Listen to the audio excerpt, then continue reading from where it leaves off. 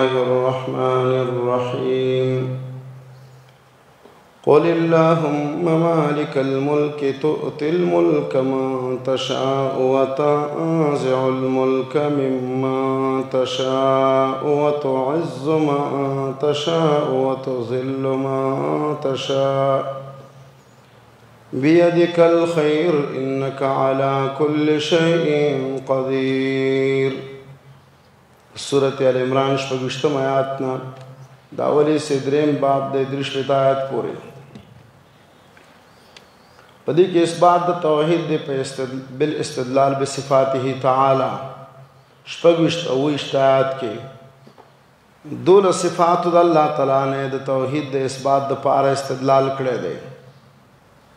ټول دلالت کې د الله په معرفت او د الله په تصرف او د الله په قدرت باندې. مخلوق کے دا صفات نشتا، عیسیٰ علیہ السلام کی نشتا، مریم کی نشتا. بیا اتوشت آیات کے نهی کړی دا د موالات د کافرو نه چې هغه منکر د توحید دي، چې د مخکې آیاتونو کې د الله معرفت او توحید ذکر شو.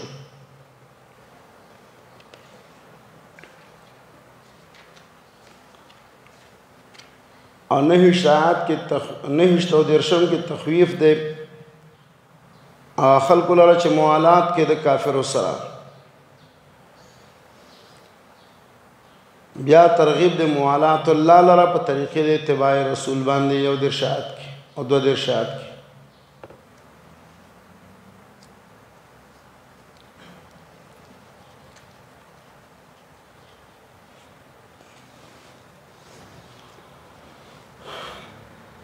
او بیا دفع د شبهات دام په اثبات د عبدیت د انبیاء باندې عموما د ارشاد کې او دفع د شبهه د خاصتا د پاره د اثبات د عجز د زکریا علیه السلام د ودرش نه یو سلوي خیات پوری او دفع د شبهه د مبارک د امرات او عمران کې 15 آیات کې او دفع د شبهه د مبارک د مریم کې ودرش آیات کې او دفع د شبهه د مبارک د عیسی علیه السلام کې د 15 آیات نام اورت د پاغه چا باندې چې تمسک کې د پاره د اثبات د الوهیت د عیسی علیه السلام یا د پاره د اثبات د ابنیت د عیسی علیه السلام په امور خارقه للعادت د عیسی علیه السلام باندې استدلال کوي. داغي جواب نه سلويخ کې او جواب د شبهه کې دی چې استدلال کې د پاره د تولد د عیسی علیه السلام بدون الاب نه 50 کې او 15 صفات ذکر کوي د عیسی علیه السلام چې دلالت کې په عجز او په احتیاج د عیسی علیه السلام باندې الہ معبود به څنګه شي. بیا دعوت د مباهله ته یو شپتایت کې دو شپتایت کې تفرید مسلې د توحید ده. د شپږ شاعت کې د الله رب العالمین بعض صفات د تصرف ذکر کړی دي. اللهم کې غوړه قول د بصریانو دی او د سیبوی دی او د خلیل دی چې دا په اصل کې یا الله حرف ندا حذف شول په ایواز کې میم مشدد راوړل شلو نو اللهم په معنا د یا الله سره.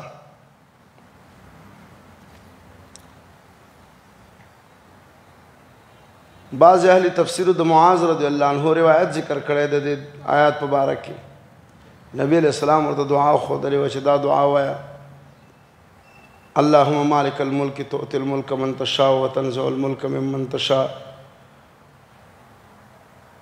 وتعز من تشاء وتذل من تشاء بيدك الخير انك على كل شيء قدير رحمن الدنيا والآخرة ورحيمهما تعطي منهما من تشاء وتمنع منهما من تشاء ارحمني بها رحمة تغنيني بها عن رحمة من سواك. الله بدې ټول قرضونه او دینونه ادا کی. معاذ رضی الله عنه بدا آیات کریمه او د الله صفاتونه لوستل او دا دعا به لوستا الله قرضونه او دیون خلاص کړو. او نبی علیہ السلام علی سب تویری و چې دا دعا وای اللهم اكفني بحلالك عن حرامك واغنني بفضلك عمن سواك. الله بدې ټول قرضونه خلاصي اگر کده خود د غره په اندازه وي.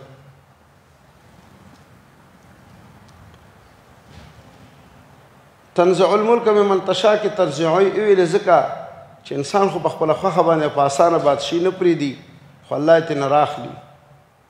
حدیث کې هم راځي فنعمت المرضع وبئست الفاطمه بیدک الخیر. د الله په لاس کې خو شرم دی. جواب معطوف مقدر دی بیدک الخیر والشر. معطوف حذف کړی دی ادبا ځکه حدیث کې راځي والشر لیس الیک او الله د شر نسبت تا ته نه کېږي. کسبا او الله رب العالمین خو خالق د شر دی. تولج اللیل فی النهار و تولج النهار فی اللیل. سوال شپه څنګه په ورځ کې وردنه نه کوي؟ ورځ څنګه په شپه کې وردنه نه کوي چې شپه وي ورځ نه وي چې ورځ وي شپه نه وي؟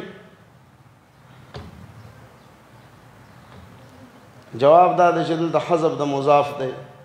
ساعات تولج ساعات اللیل فی ساعات النهار نو ورځ اوږده کړي وتولج ساعات النهار فی ساعات اللیل نو شپه الله اوږده کړي. کله دواړه سره برابر کړي. وتخرج الحي من المیت وتخرج المیت من الحي. میت او حي کې حیوان د نطفې نه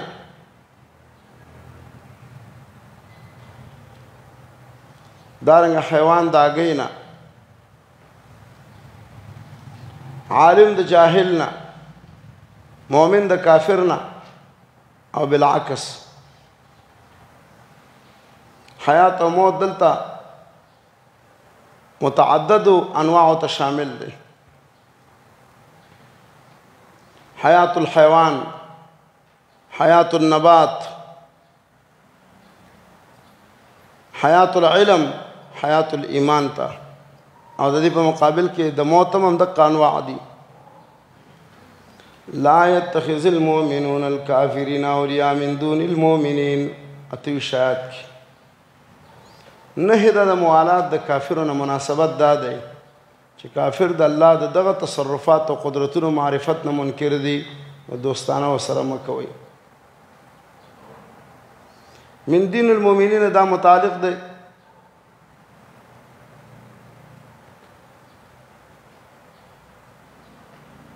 لما قبل سره.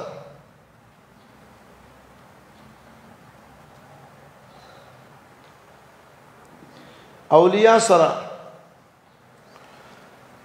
چې دا مؤمنان کافران دوستان نسی متجاوزین من دون المؤمنین چې دوی ورتیریږي د دوستانې د مؤمنانو نه. من دون المؤمنین کی اشاره و دیتا چې مؤمنانو د مؤمنانو ولایت شته دی ته په هغې اکتفا نه کوې بلکې د دې حدودو نه ورتیریږي د کافرو ولایت له د کافرو دوستانې ته. ابن عاشور په تفسیر تحریر او تنویر کې د موالات اته انواع لیکلي دي او روح المانی 3 لیکلي دي اصولي. اول موالات او دوستانه ده په امور د کفر کې دا خو عین کفر دی. دویم موالات او دوستانه ده په امور د ظلم او د معصیت کې د کفر په کارونو کې دوستانه مرسته نه کوي خو د ګناه او د ظلم په کارونو کې مرسته کوي. دا حرام قطعی دی او کله کله کفر ته رسیږي.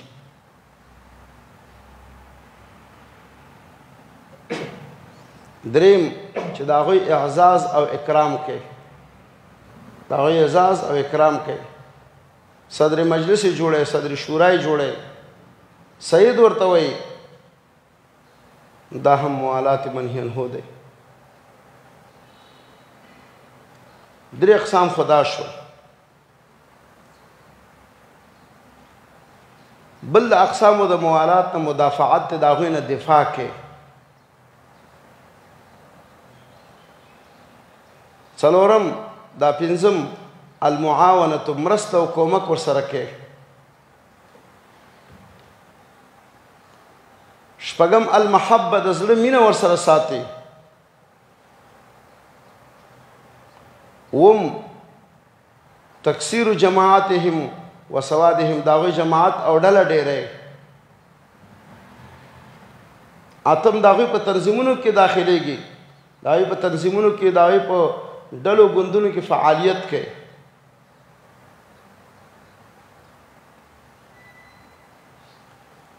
نهم اظهار شعائرهم، د هغوی شعائر لوړی، صلیب لوړی، د هغوی شعائرو له ترویج ورکوي، قوت ورکوي، دفاع ترې نه کوي.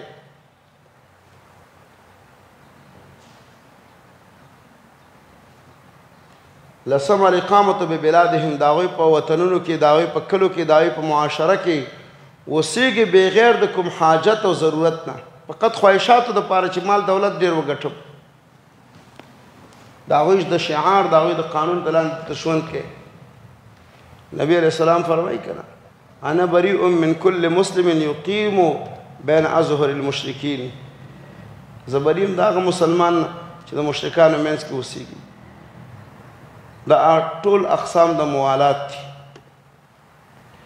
بعض اقسام د موالات کفر دي او بعض اقسام د موالات کفر نه دی خو معصیت دی، کبیره ده او حرام دي. تفاوت د درجاتو پکې شته دی.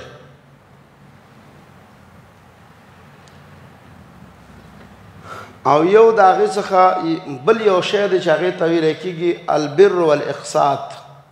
نو بر او اقساط موالات نه دی، ځکه چې الله هغه د بعضې کافرو سره جایز کړی دی. ان تبرهم وتقسطوا الیهم سورة ممتحنه کې. نو معلومه دا شوه چې موالات جدا شی دی او بر او اقساط دا جدا شی دی، لکه صله رحمي پالل، عیادت، پوښتنه د مریض کول، میلمستیا ورکول، تحفې او هدیې ورکول او قبلول، دا من البر والاقساط دي او من باب الموالات نه دي.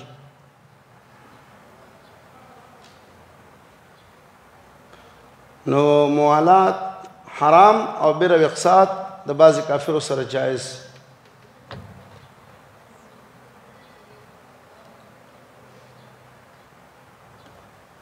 او دې کې راځي مدارات.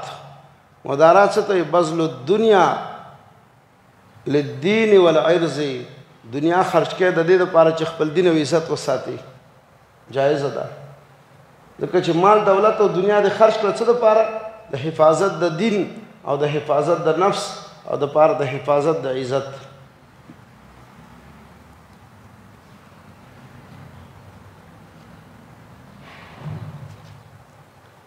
لکه عبدالله ابن حذافة السهمي رضی الله عنه چې د نصرانی کافر تندی ښکل کړو، د څه دپاره؟ د مؤمنانو او د مجاهدینو د بندیانو د خلاصولو دپاره سیاست او کمال یې وکړو. څه موالات او کفر یې نه دی کړی، لوی سیاست یې وکړو. په دې عمل باندې د خپل ځان عزت یې راواخیستلو، خرچ کړو د مجاهدینو او د مؤمنانو د بندیانو د خلاصولو دپاره.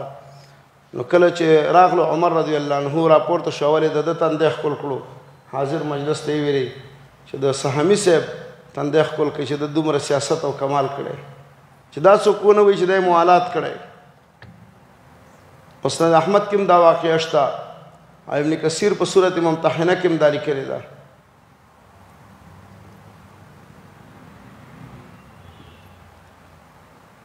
او بل د مداهنت هغه حرام دی، موالات هم حرام دی، مداهنت هم حرام دی.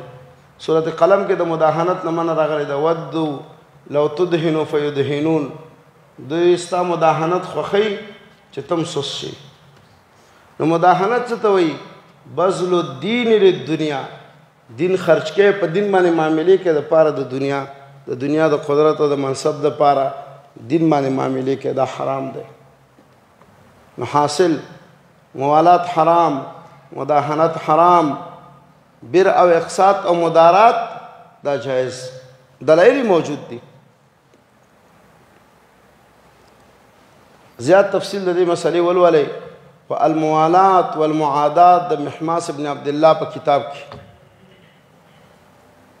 ومن يفعل ذلك فليس من الله في شيء، في شيء معنی في دين الا ان تتقوا منهم تقات، مگر که تاسو ځان ساتئ د دوی نه په ځان ساتل. تقات دلته معنا لغوي مراد ده او د دې تفسیر ذکر شوی دی په سورة النحل 106 آیات کې، الا من اکره وقلبه مطمئن بالایمان، چې هغه حالت د اکراه دی. هغه څه شی دی؟ حالت د اکراه دی.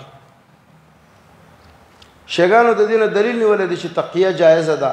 تقیه څه ته وایي؟ د خپل مخالف په مخ کې دروغ او سازش کول. ته به د اهل سنت او د سنیانو مخ کې داسې وایي چې زه الله منم، رسول الله منم، کعبه منم، صحابه منم، ستاسو دین منم. دا تقیه ده. نور خو بیا چې کله ځان ته شي او د خپلو ملګرو سره شوي نو بیا به دا یو هم نه مني. جواب دا دی چې دلته دا تقیه خو دروغ دی، دا خو سازش دی، او دا تقیه خو دوکه ده. دا کله کله کفر ته رسیږي. دلته تقات نه مراد معنی لغوي ده الا ان تتقوا منهم تقات، چې هغې ته څه وایي؟ مدارات. امام بخاري د 6131 حدیث نه مخکې د ابو درداء رضی الله عنه قول نقل کړی دی او دلته ابن کثیر هم راوړی دی. ابو درداء صاحب وایي وإنا لنكشر في وجوه أقوام وقلوبنا تلعنهم. موږ د ډېرو خلکو مخکې خاندو خو زړونه پې لعنت وایي. څه وکړو؟ خلاصۍ او چاره نشته وایي.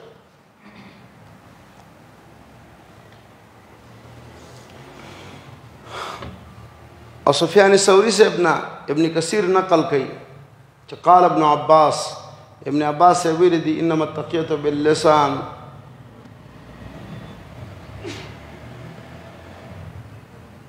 وليس التقية بالعمل انما التقية باللسان. وی تقیه به ګوره په ژبه باندې کې، په عمل باندې به نه کې. دا معنا په ژبه باندې به ورسره خوږې خبرې کوي، خو دا به نه کوي چې ټوپک ورسره واخلي او په اوږی کېږدي او مؤمن ولي او وژني چې څه کې زه تقیه کومه. دا خو تقیه نه شو، دا خو تا په موالات کې او په معاونت کې د شریک شولې.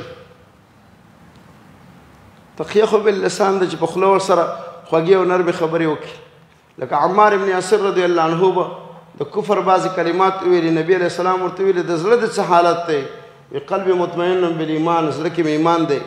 نبي علیه السلام ویلي چې ان عادوا فعد، چې هغوی بیا واره ټکولې ته بیا د کفر کلمات ووایه چې زړه کې د ایمان وي الا وقلبه مطمئن بالایمان.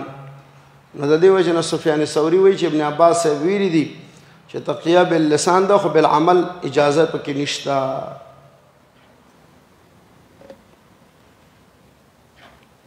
قل ان تخفوا ما في صدوركم دکم تخفیف د الله د علم دلیل. او یوم تجدو دکم تخفیف.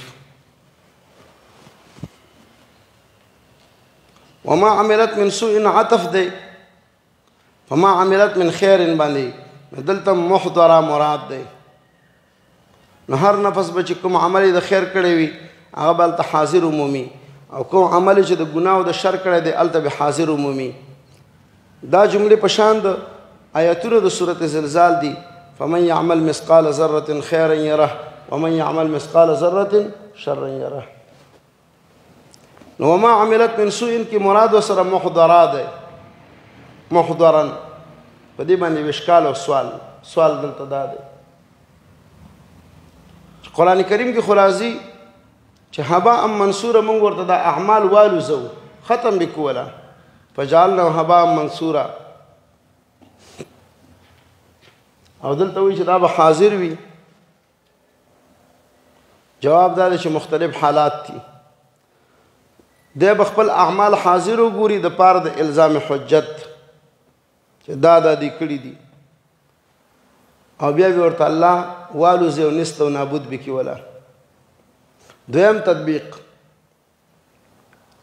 د دې یو اعمال د شر او د ضرر او د ګناه او د عذاب دي، دا بدل ته حاضر وګوري د اشفاق او د يرولو د پاره. ایو د اعمال الخير لکه منځ روزي زکات خېګړې هغه به الله ورته هباء منبث کی، هباء منصوره به کې ورته وابلو زي چې د دې اجر او ثواب نشته. ويحذركم الله نفسه 28 آیات کې او دارنګه 13 آیات کې ذکر کې د تخفیف د پاره الله تاسو د خپل ځان نه یره درکې، الله نه ویریږي، د نفس اضافت کړه د الله ته. نو نفس د الله صفت کما یلیق بشانه، نفس د مخلوق جدا دی چې ذات مع روح دی او نفس د الله پاک جدا دی چې ذات دی دا د الله صفت دی کما یلیق بشانه دین انکار او تعویل مکوا سورۃ مائده کې مرضی ولا اعلم ما فی نفسک تعویل مکوا چې مشاکلت او مجاز دی بلکې دا د الله صفت دی کما یلیق بشانه قل ان کنتم تحبون الله مقصود د آیات موالات الله تعالی باتباع النبی کدا الله سره مين او دوستانه کې نو اتباع د نبی طریقه او لار ده نور لارې مردود او فاسد دي ابن کثیر او بعض سلف فرمایي بعض خلکو دعوی کولې چې زمونږ د الله سره مين ده موږ د الله اولیاء او د الله محبوبان یو آیات کې الله وی کرشتي هم د سوي نو اتباع د نبی وکي بغیر د اتباع د نبی نه د الله محبت او د الله ولایت او دوستانه نشي حاصل دي او ابن کثیر او سراج المنیر او مدارک وی چې څوک د الله د محبت او د جنت دعوی کوي او ژوند دی او عمل د سنت د نبی صلی الله علیه وسلم نه مخالفي نو د دروغجن دی کتاب الله ورته دروغجن وي او الله ورته دروغجن وي دا وی کې دی نشي چې د الله ولایت او جنت او محبت بغیر د اتباع نبی نه حاصل شي دا رد شو په هغه خلکو باندې او په هغه غلطو متصوفو او پیرانو او راهبانو باندې چې د جنت او د الله د ولایت دعوی کوي د الله د محبت دعوی کوي او ژوند خلاف سنت ته د نبی علیہ السلام د سنت نه مخالف دي جنت او د الله محبت او د الله ولایت په اتباع سنت کې ده فتبعوني او بنا د اطاعت په څه باندې ده په اطاعت باندې ده نو اطاعت الله اطاعت الرسول يحببكم الله قل ان كنتم تحبون الله دام په خپل حقیقت بنا د الله سره محبت کیږي او يحببكم الله دام په خپل حقیقت باندې بنا دی الله به تاسو سره محبت کې دویم او يغفر لكم ذنوبكم قل اطيعوا الله والرسول بیا اطاعت الرسول و اطاعت الله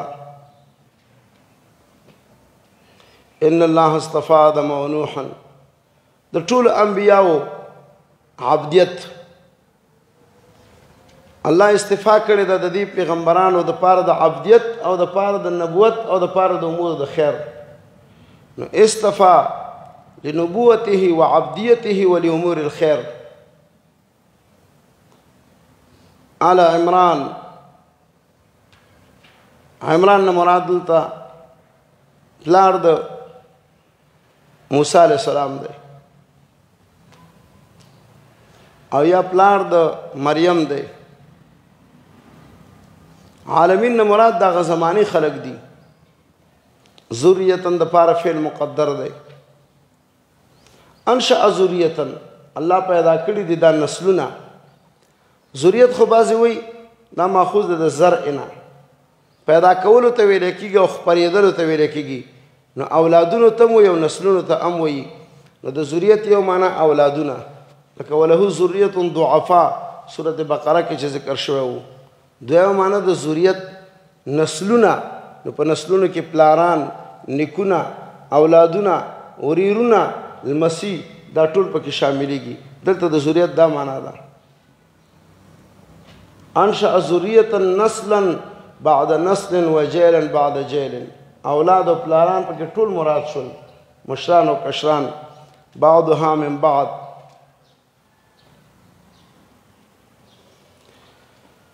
یا من د پاره د بعضی الله د بعضو نه پیدا کړی دي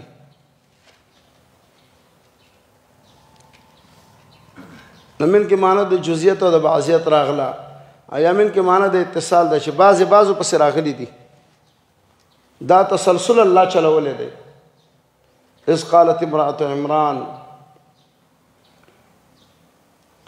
د دې نوم دی حنا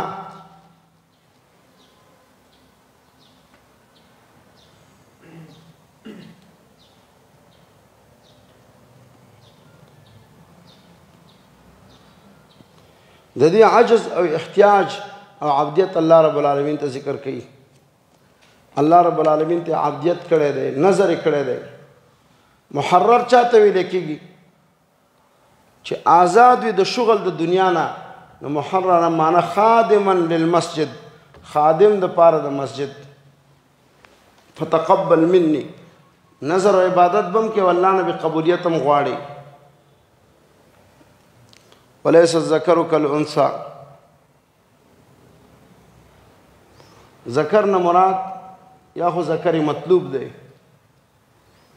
وليس الذکر کالانثى وليس الذکر المطلوب کالانثى او نو هغه ولد چې دوی غوښتلو په شان د مؤنث دوی ویل چې زما به نارینه زوی وشي هغه به خادم د مسجد د بیت المقدس شي او دا خو اوس مؤنث او جلی او لور شوه. یا دلته معنا د جنس ته وليس الذکر کالانثى او نه د نارینه په شان د جنس مؤنث د دواړو ترمنځ ډېر فرقونه دي.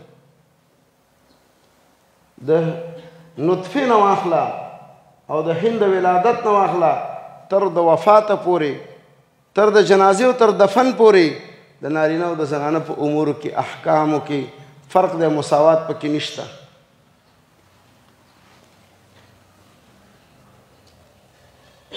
وليس الذکر کالانثى وإني سميتها مریم. معلومه دا شو چې د ولادت په ورځ باندې نوم کې خدل جایز دی. ابن کثیر او امام بخاری د لپاره روایت ذکر کړي. مریم معنا عابدة وإني أعيذها بك وذريتها من الشيطان الرجيم. حنا رضی الله عنها د مریم د لپاره او د اولاد مریم چې عیسی علیه السلام دی د دې لپاره په الله سره تعوذ او پناه وغوښته.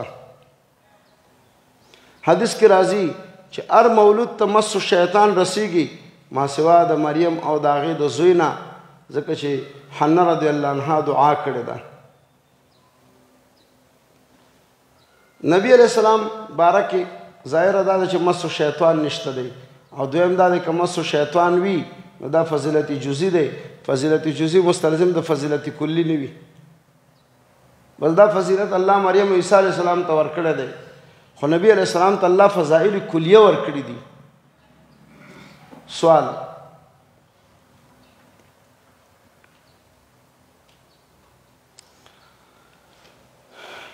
د دین خدا معلومیږي فلما وضعتها چې کله دا پیدا شوله نو وإني أعيذها بك وذريتها د ولادت نه وروسته دا دعا د تعوذ کړې ده.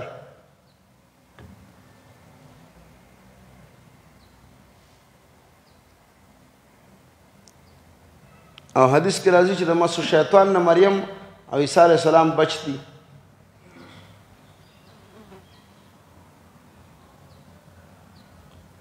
نو د سبب د بچ کېدلو دپاره خو دعا او سبب دغه دعا او تعوذ دی.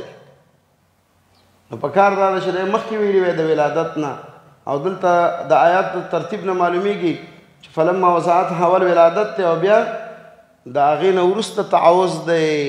نو لازم شلو تقدیم د مسبب په سبب باندې.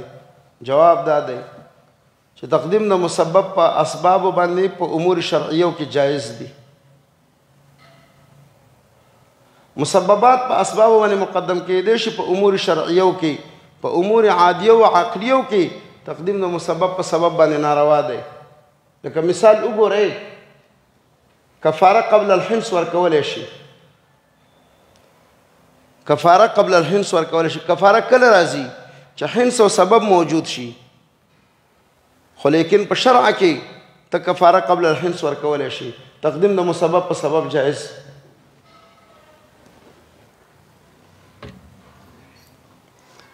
معتزله د دې حدیث نه انکار کړی دی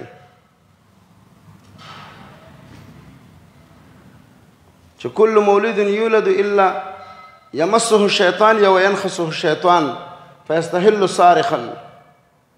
نه نه د شیطان مس نشته. انکار یې کړی دا زموږ عقل نه مني. وایي حدیث د عقل تابع نه وي، عقل به تابع د حدیث وي. د دې وجې نه د ګمراهانو د ګمراهۍ یو سبب دا دی چې دوی احادیث د خپل رای او د خواهش تابع کوي. عقل خو په دوی کې نه وي خو د خپل رای او د خواهش تابع کوي. دا اصل معتزله ویښی دی. دا اصل نن په خلکو کې چلیږي یاره زه حدیث د بخاري ځکه نه منم چې زمونږ رای او زمونږ خواهش یې نه مني. عقل خو پکې نه وي. دا اصل معتزله او ډېر مخکې ایښی دی او دا اصل او دا قانون اوس په د معتزله او په تابعدارو کې چلیږي. متضاد روایت کتاب کې مې د ډېرو شیانو چې انکار کړی دی په دې خپل رای او خواهش سره یې کړی دی او نن چې کوم خلک پیدا شول او وایي د بخاري دا حدیث صحیح نه دی دا حدیث صحیح نه دی دا حدیث صحیح نه دی وایي زمونږ عقل یې نه مني معنا زمونږ خواهش او رای یې نه مني نو دا قانون اصل کې معتزله ویښی دی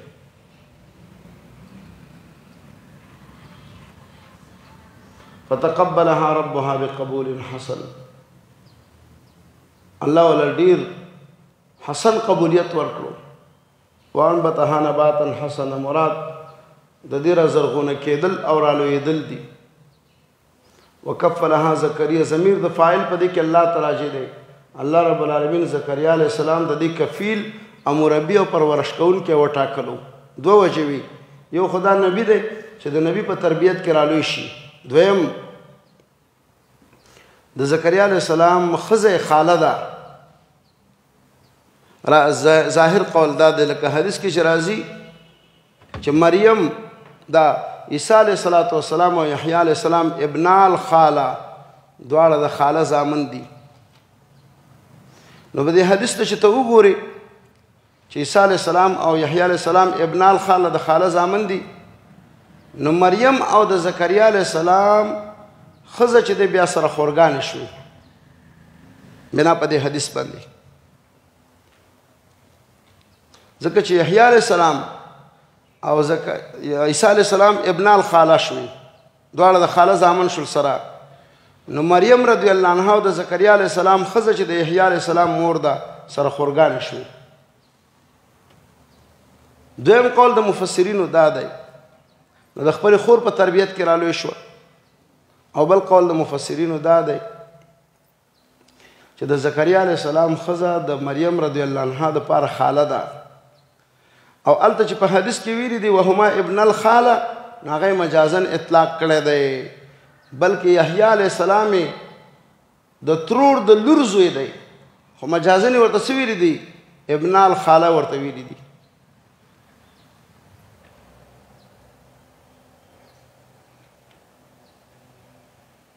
نو عیسی علیه السلام د ترور د لور زوی دی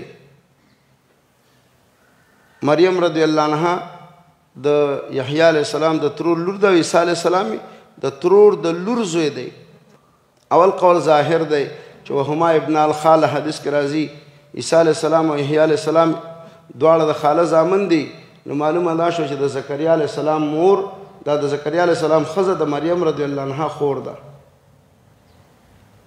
کلما دخل علیها زکریا المحراب محراب نه مراد شه د عبادت خانه ده زکریا علیه السلام ده یو خو مسجد دی ایو د مسجد نه بغیر داغه خصوصي عبادت خانه ده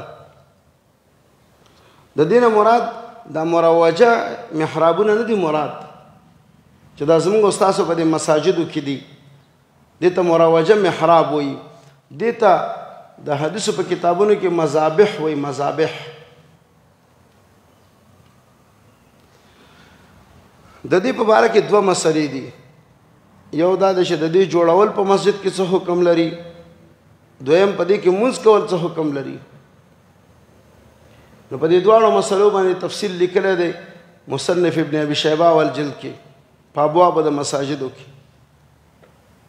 باب الطواق في المسجد او باب المذابح في المساجد یہ طواق او مذابح ہوئی او سیوطی په دې باره کې رساله لیکلې ده اعلام العریب ببدعیة المحارب في المساجد ببدعیة المحارب خزتا ته بنشدي والی موږ درکو تفسیر روح المانی په دې مقام کې او تفسیر فتح البیان کې عمدک آثار او روایات د مصنف ابن ابي شيبه نه دلته نقل کړي دي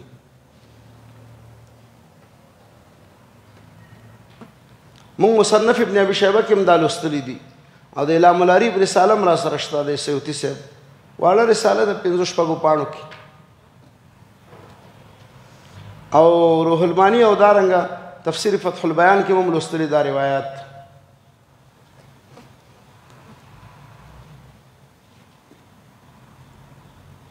چې بعض سلفو به منع کوله د دقه محاربونه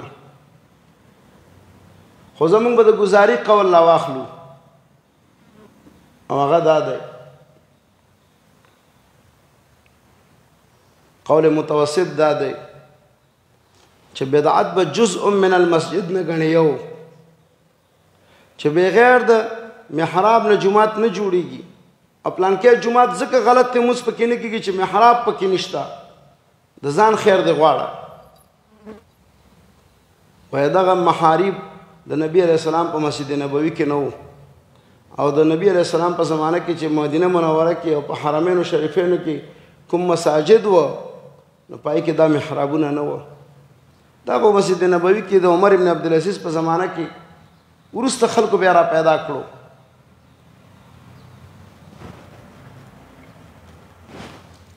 مسجد نبوي کې او په مدینه منورې په مساجدو کې د نبی علیه السلام او خلفای راشدینو په زمانه کې دا محارب نه وو نو دا به جزء من الدین جزء من المسجد لازم او واجب نه ګڼي او که ګڼي یا په بدعت او کراهیت کې واقع کېږي البته کدا وسیله ګرځي د پاره د مسجد وسیله ګرځي د پاره د تعین د قبله علامه او شعار ګرځي د پاره د معرفت د مسجد او علامه ګرځي د پاره د تعین د وسط د قبله چې تعین د وسط د مسجد په وشي نو بیا به جایز شي د قبيله د چانه د الوسائل للمقاصد په بنا باندې دې ته بیا بدعت فی الدین نه وایي دې ته بیا بدعت للدین وایي لکه لوډ سپیکر د صرف او د نحوی کتابونه او مدارس چې د دین لپاره ته استعمالوي نو دین به نه ګڼي خو لیکن د دین وسائل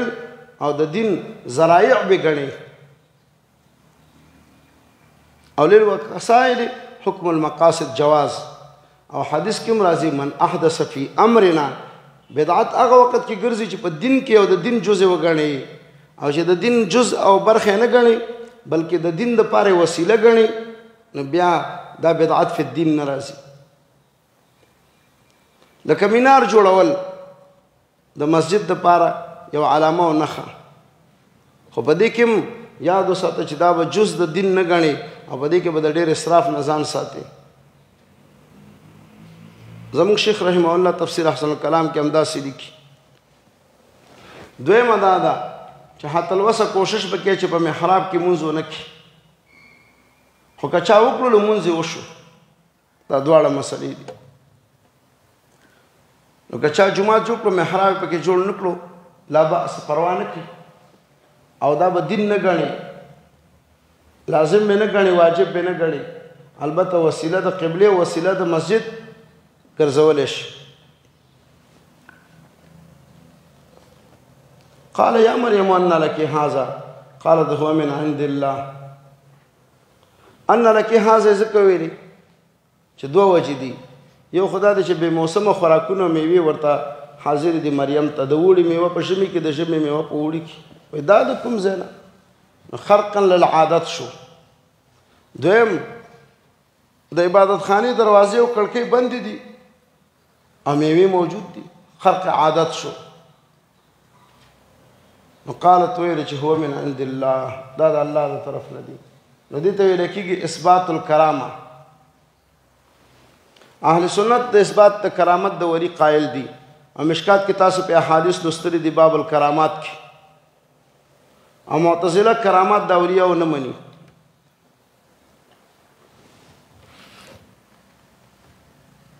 احادیث په دې باب کې موجود دي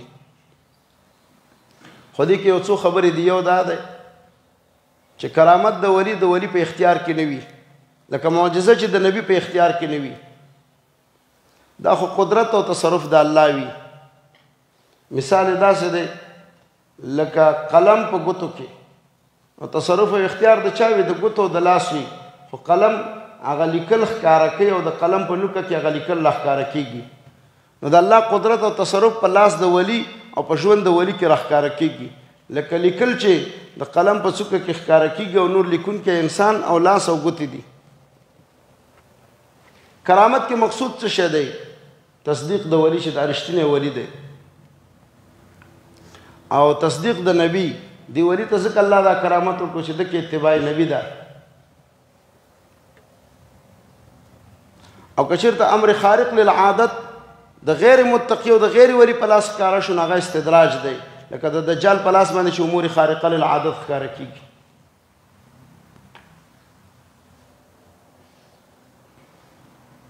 بله مسله دا ده چې د ولایت په شرایطو کې کرامت نشته چې خامخا دی ولی وي د هغه په لاس کې د کرامتونه ښکاره شي. دا اتفاقیات چې کله ښکاره شي کله ښکاره نه شي. دلیل دا دی الله ولی الذین آمنوا، الله دوست د مؤمنانو دی. نو هر مؤمن د الله ولی دی او صحابه کرام اولیاء د الله و که نه و نو د بعض صحابو کرامتونه ښکاره شوي د بعضو نه دي ښکاره شوي. بس لوی کرامت د ایمان او توحید دی. نو لیس من شرایط الولایت اظهار الکرامت، د ولایت په شرایطو کې دا نه ده چې خامخا کرامت به ښکاره کېږي، بلکې کله کرامت ښکاره شي کله ښکاره نه شي.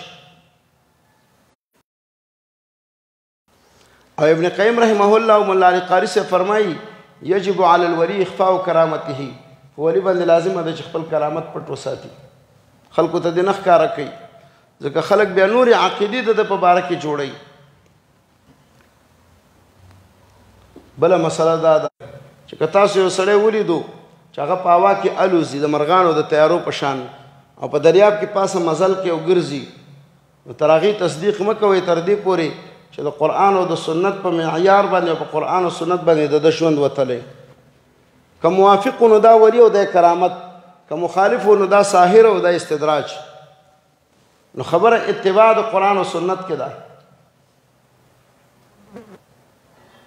بله مسله دا ده چې د کرامت نه به الوهیت او ربوبیت او معبودیت نه جوړی چې دا ولی دی او دا کرامت دی، بس اوس نو راځه زامن هم ترې نه غواړه او ښځې هم ترې نه غواړه او خزانې هم ترې نه غواړه او ورته وایي چې زما مرضونه او مشکلات به هم ښه کوي. دا خو تا د کرامت نه د الوهیت او ربوبیت او معبودیت جوړ کړو.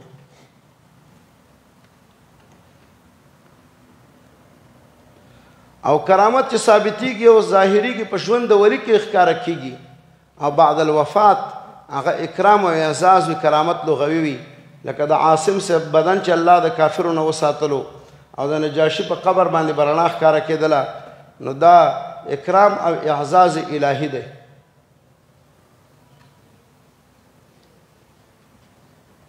او کرامتونه ګوره په دلایلو باندې ثابتېږي، په شواهدو په قطعیاتو ثابتېږي، په وهمیاتو نه ثابتېږي. پېښور کې یو سړی مړ شوی و، وراره را لګېدلی او ترې وژلی و په کچه ګاډۍ کې. نو دا خلک به بیا ورتلل او قسمه قسمه بدعات او خرافات او ناروا به کول. کله به ویل دې دیوال کې ښکاره کېږي او ترپال د باندې پروت وي چې دې ترپال کې ښکاره کېږي. کله به د قبر سره جنډې وي، په جنډو کې به خلکو کتل وي هغه د راښکاره شو دلته راښکاره شو. کل ذلك من الوهمیات والخرافات والچټیات، ټول وهمیات خرافات چټیات. کرامت خو یو دلیل او ثبوت غواړي، یا مشاهده یا یو دلیل د نقل. په خرافات او وهمونو چټیاتو باندې خو نه ثابتېږي.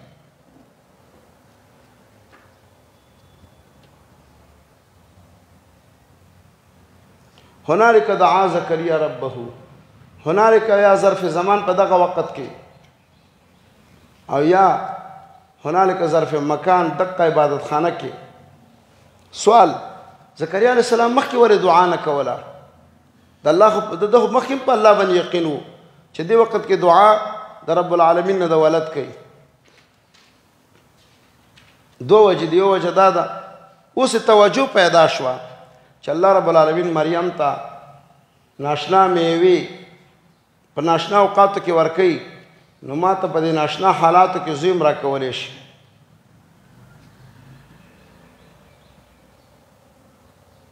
ناشنا حالاتو کې ما ته الله زوی راکولی شي چې زه بوډا یم او ښځه مې شنډه ده. نو دې ته څه وایي؟ توجه. یو شی به موجود وي ستا به ورته توجه نه وي.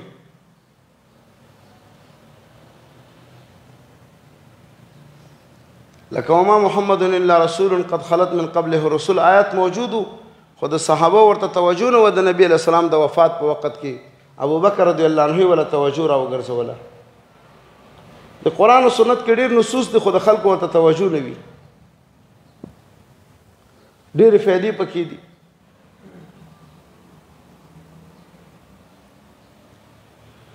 دویمه دا ده چې زکریا علیه السلام پوه شلو چې زمونږ په کورنۍ کې نارینه اولاد رانغلو موږ وی چې زه د حنا بیبي به لور زوی وشي او هغه به خادم او داعي د دین وي او د هغې هم لور وشوه مریم نو اوس حاجت ته او ضرورت ته یو ولد ته او نارینه ته چې د دین دعوت او د دین کفالت وکړي یرثني و یرث من آل یعقوب سورة مریم کې وایي ځکه دعا وکړه چې اوس حاجت او ضرورت پیدا شو سمیع الدعاء معنی مجیب الدعاء فنادته الملائکة دلته ملائکتون جمع ذکر شوی د ټول ملائک نه دي مراد بعضې ملائک مراد دي د یحیی علیه السلام صفتونه یو دا دی چې مصدقا بکلمة من الله بل دا دی چې سیدا سردار وحصورا منع کېدونکی د ښځو نه د حصورا دا معنا نه ده چې د عاجزو د ښځو نه قادرو خو لیکن ځان یې منع کولو د ښځو ونبیا من الصالحین من الصالحین خو یې رد دپاره د یهودیانو ویلې ځکه چې یهودیانو یحیی علیه السلام ته ډېرې کنځلې او بد رد به ویلې چې دا د عیسی علیه السلام ملګرتیا ولې کوي نو الله وایي چې من الصالحین یا من الصالحین معنی من الفائزین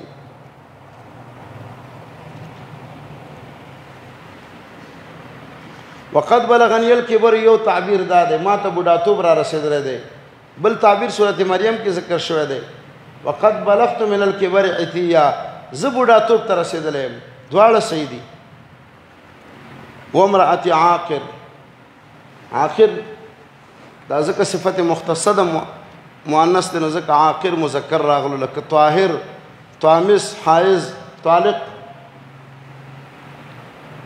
قال كذلك مبتدا حذف ده انت كذلك تبع هم دقه سوي الله يفعل ما يشاء قال رب اجعل لي آية لفظ نخي قال آيتك ألا تكلم الناس 3 أيام إلا رمزا الله تکلمه کې دوه توجیه یو دا ده چې ته به خبرې نه کوي البته د دین او د دعوت خبرې به الا رمزا په اشاره سره کوي استثناء متصله دویم معنا الله تکلم الناس ته به خبرې نشي کولای مگر په اشاره سره به کوي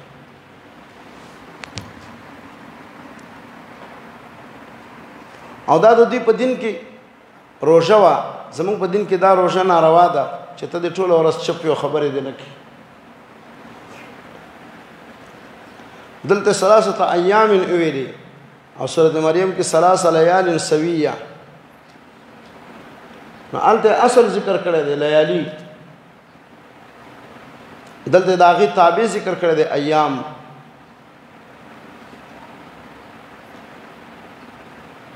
وإذ قالت الملائکة یا مریم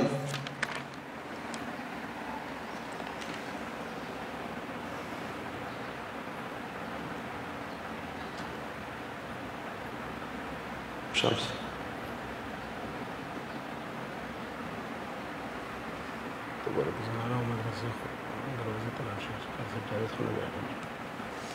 وإذ قالت الملائکة یا مریم د 2 خیاتنا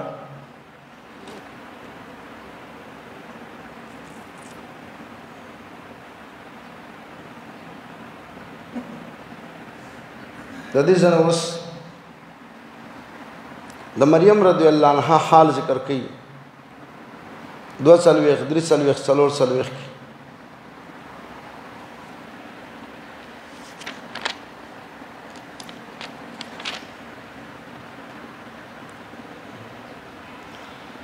او دا به چلیږي تر هغه 45 آیات پورې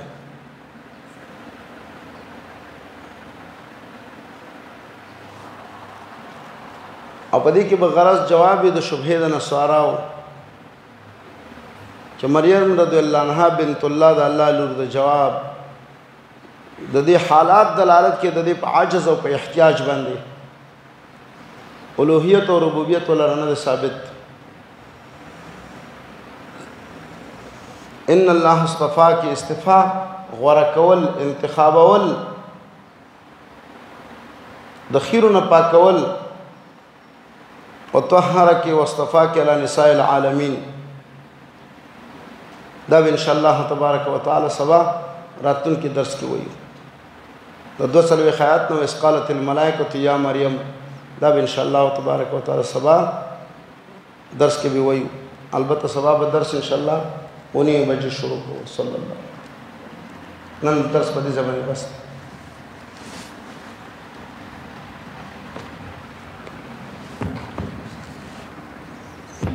ساری صاحب